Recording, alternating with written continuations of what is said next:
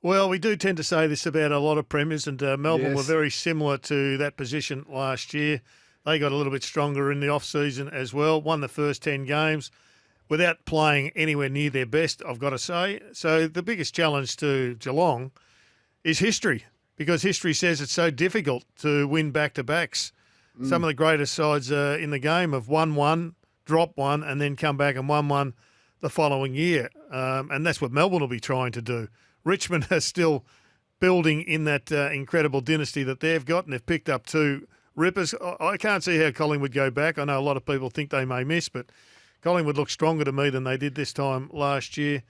And Sydney, well, they're not getting any worse, you wouldn't think, but there's half a dozen sides that can win it. The Bulldogs, a lot of people have just written off the Bulldogs in many respects, but The list is good. their list looks really good. I mean, they've lost a couple of midfielders, I understand that, but they've got some years into some young players who can play forward and back.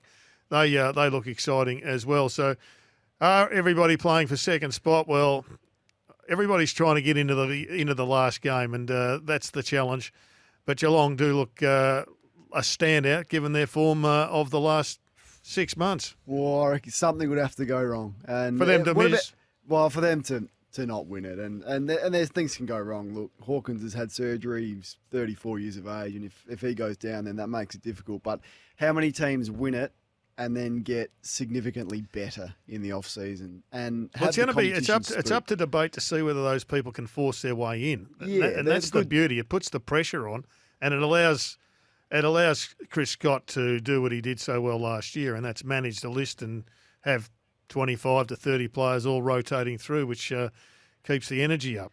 So he mentioned, this is Atkins on this chat this morning, about the fact that he doesn't feel comfortable in the side, which is crazy. You know, I love the humble nature of it. But he said 5 to 6 players feel comfortable.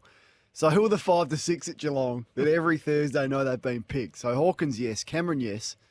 Tom Stewart, Dangerfield. De Koning's in that category now. Guthrie.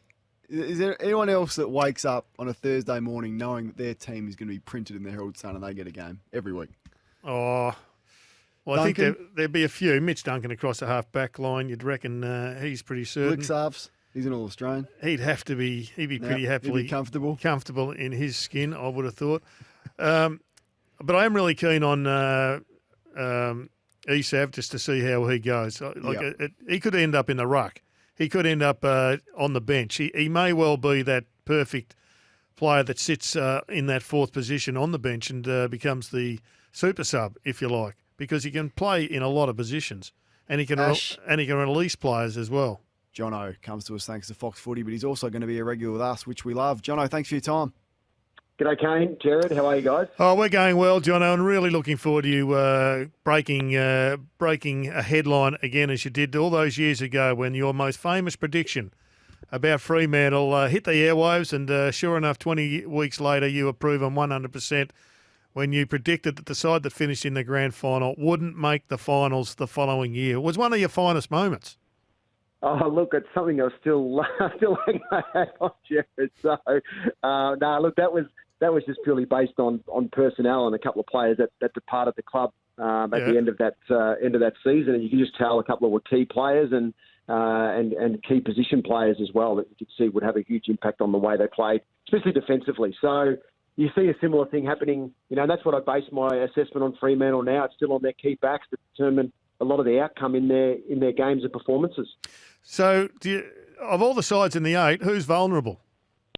Oh, there's a couple that probably are. Everyone's going to have a close look at Collingwood, I think, and everyone's going, well, the top 6 draw, are they able to handle it, bouncing from where they did last year to the significant season they had and how good it was?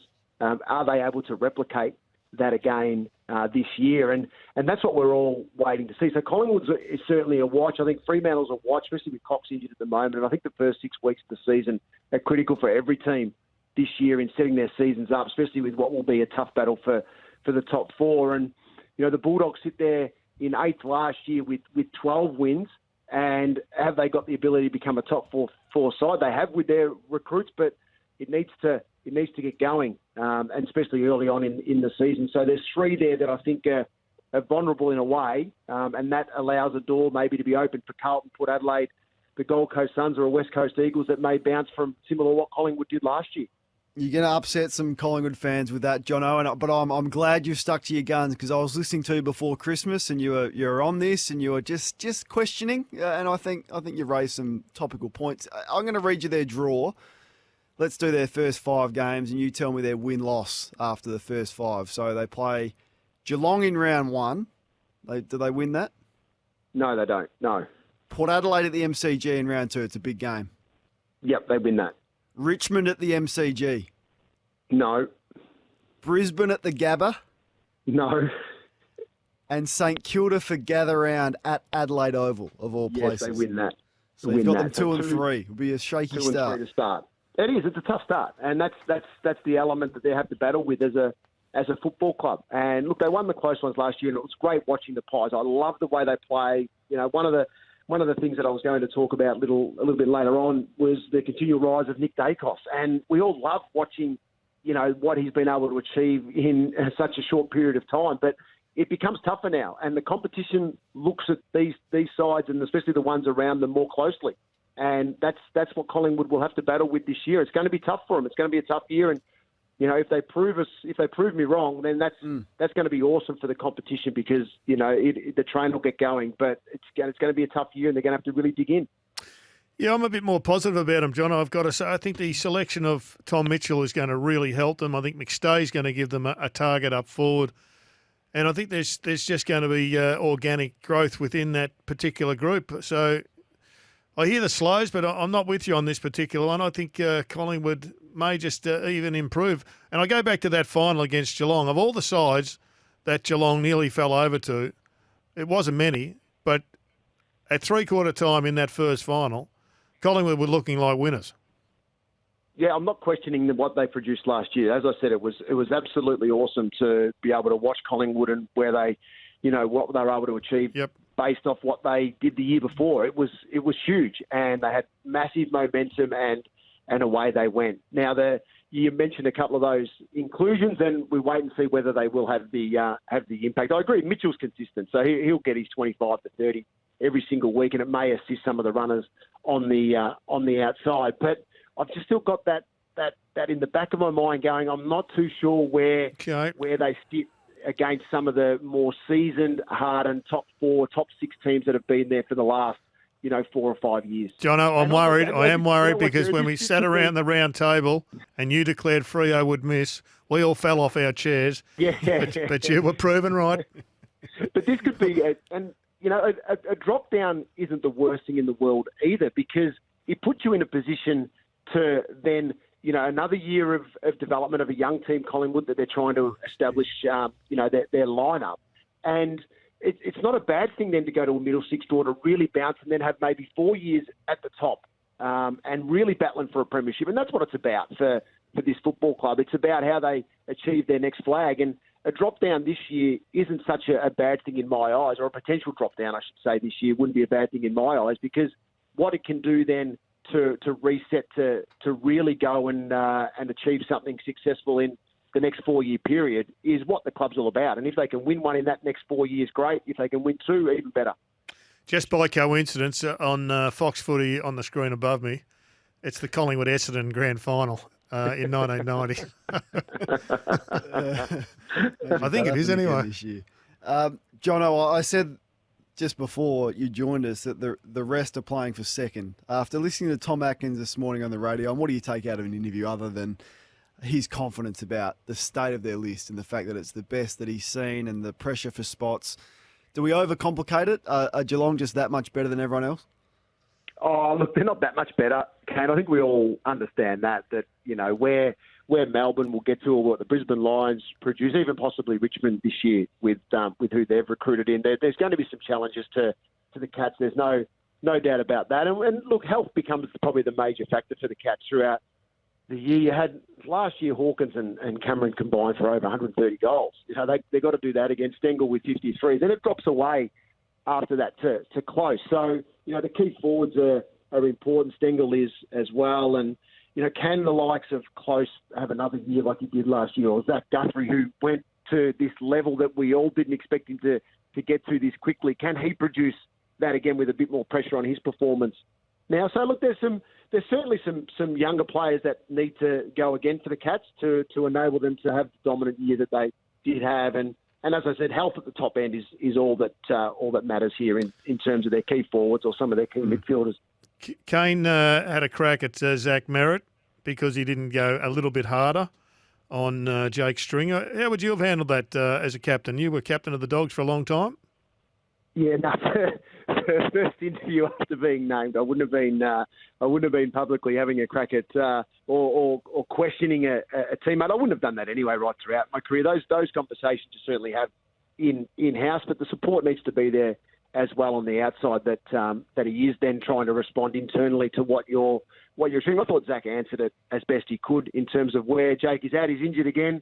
That's just the reality. How he breaks the mould of that is on Jake's shoulders, and it goes down to then his performance is critical throughout this year to where Essendon can possibly go in their rise up the ladder. So I think Zach handled it really, really well, and I think he'll be quite good in terms of what he does offer the Essendon Football Club with that stability in the midfield, but also his leadership skills that he's certainly worked on very hard over the last 3 or 4 years. How did you handle frustrating players? And we all play with them. Those players have got so much talent, but they're only just not even reaching the surface of that talent. Was it a frustration of yours, or you're such a smiley and happy guy, but did it ever get the better of you? Oh, no, always did, Kane. I think you're there and you're working hard, and I know that's certainly an element of what you were talking about before, and it's the way you went through your career, and I was very similar to that. You put the work in and you expect others to put a similar level of work in, and where that takes them, it's completely up to them. And there were frustrations along the way, and you're completely honest with those players. And I was captain a little bit old. I was 28 when I took it over, and I certainly relied on some of the younger leaders like, Bob or Gia or even Shawnee Higgins at the time. He was there to relate to those younger ones to really understand why. And I always ask that question, why they might be, behaving or not performing at the level that they could be, because there's so much going on outside that even as captain you need to uncover a little bit as well so that you can actually support the player and make them better. And that's at the end of the day what you're trying to do.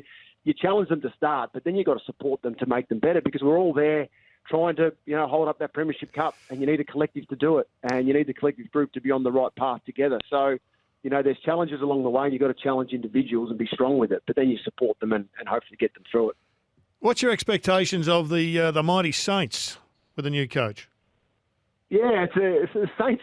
Well, without their key forward, it's going to be tough. I think straight up. I think that's a really difficult one to overcome for Ross Lyon and the Saints. Look, I think they'll certainly have a harder edge about themselves. I think their training standards, although quite strong, will probably be at another level again under his guidance and Misson's guidance as well. So I think we'll see that side of things for Saints, but it's just a question mark on personnel that Ross is dealing with at the moment. I don't think we'll see the best of what Ross can produce with St Kilda probably for years 2 and 3 once he starts to put his mark on this group and this club collectively. Yeah, I don't see it as a massive negative if they don't play finals. A bit like what you were saying about Collingwood. I think that it's when you come into the finals, you want to be coming in all guns blazing and hopefully going to the big finals. Yeah, and that's right, and that's what it's about. You want to go and have that impact that you're actually a realistic chance to hold the cup up. You develop through time, and sometimes it's just missing that fuels you to take that next step as a club. Now I know the Saints just missed last year. They've already got and we mentioned the first 6 weeks of the year, and not having their key forward in a period of time is probably going to hurt them a little bit. A guy that can kick you 60 plus, and it's a great focal point when moving the ball through the middle of the ground. So they need to try and come up with some solutions for that early on, and whether they can, I'm not too sure. Sam Darcy, where do you play him? I'd play him at centre half back, Kane. I think, or at least across that sort of half back intercepting type, role that we saw so well last year. I know he had the one game up forward, which was excellent against the Hawks, or a good quarter, I should say. We kicked a couple, and he'll still be able to achieve that. But overall, the battle at the Bulldogs for a key position, is probably in my time of being involved and now watching the club, it's the most talls I think they've ever had that will compete for a spot. So that's a positive. It really is. So you have to be in super form to hold your position within the lineup, with the recruitment of Liam Jones and the improvement of Jamara last year, and whether he can take his game to another level. Aaron Norton and Rory Lobb. So you just keep naming them, and they keep popping up, and that's the key. So a young player like Sam Darcy may have to really fight to hold his spot, and he's going to have to play some good football to do it, because there's some more experienced type players and tools that are in the lineup that will secure their spot. And the Dogs as a whole, like you'd be excited about their capabilities with the talent on the list? Oh yeah, look, there's no doubt. Their midfield. I know the loss of Josh Dunkley is quite significant, but you'd think overall they will be able to fill that, with the collective unit that they do have. Lockie Hunter on the wing and his accumulation. So there's a couple of spots there that they really need to sort of fill, and we'll wait and see who grabs those, or whether it's the collective that's able to do that. I think defensively they'll be set up a lot better, especially with the recruitment of Liam Jones, which helps Gardner. What about Buka Karmas, the Karma bus?